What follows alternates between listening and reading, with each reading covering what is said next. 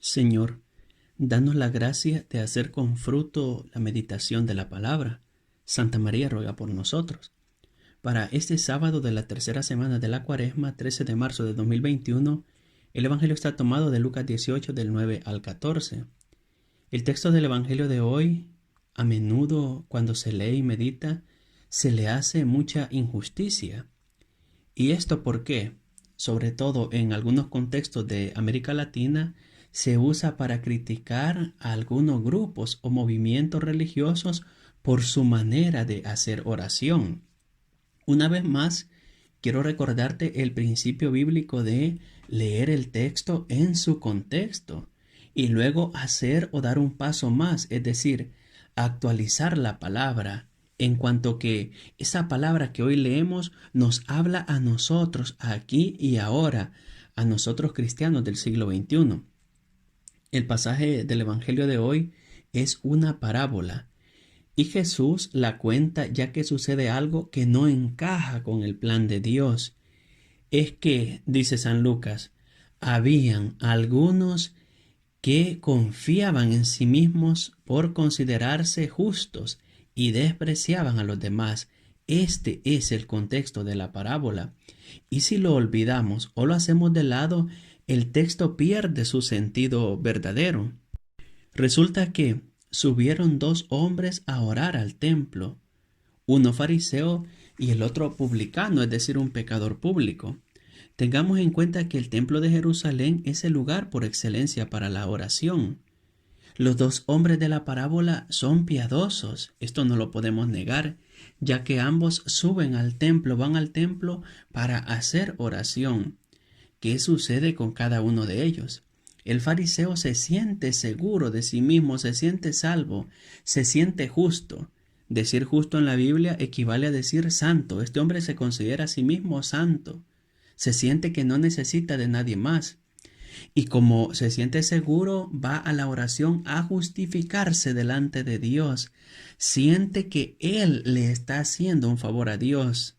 Aquí la cosa cambia. Entender el Evangelio así es lo correcto, lo ideal. El publicano tiene plena conciencia de ser un pecador y sube a buscar la misericordia de Dios, y por eso su manera de orar no es para sentirse bueno, justo o salvo. Todo lo contrario, se siente pecador, necesitado de Dios, necesitado de su amor, de su perdón, de su misericordia. Cuando ambos vuelven a casa, uno va justificado y el otro no. Es decir, el fariseo vuelve a casa quizá peor que como llegó. En cambio, el publicano vuelve justificado porque ha ido a la oración a buscar a Dios, ha ido a orar en verdad. En la oración hay que saber que hay muchas formas de hacerlo. Y estas muchas formas de oración van asociadas a los carismas o dones del Espíritu.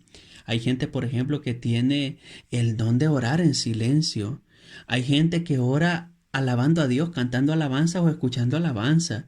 Hay gente que ora contemplando una imagen. Hay gente que ora meditando la Biblia. Aquí, a la luz de este pasaje bíblico, tenemos que aprender que lo importante es que busquemos a Dios en la oración. En la oración buscamos a Dios, nos encontramos a Dios, cada uno por caminos distintos, cada uno según su forma de ser, cada uno según los carismas que el Espíritu le ha dado. Claro, a veces estos carismas coinciden y a partir de aquí es que nacen grupos, movimientos, asociaciones pastorales y coinciden en una misma manera de alabar a Dios. Lo importante es que todos alabemos a Dios. Lo que sí vale la pena decir es que el culto por excelencia es el de la Santa Misa, ya que en él alabamos a Dios a la vez que nos santificamos. Eso no lo tenemos que perder de vista. Ahí sí que coincidimos todos. Ahí sí que el mismo Espíritu impulsa a todos los que de diversas maneras o diversas formas hacen oración, los lleva a la única y gran oración que es la de la Santa Misa, la oración por excelencia.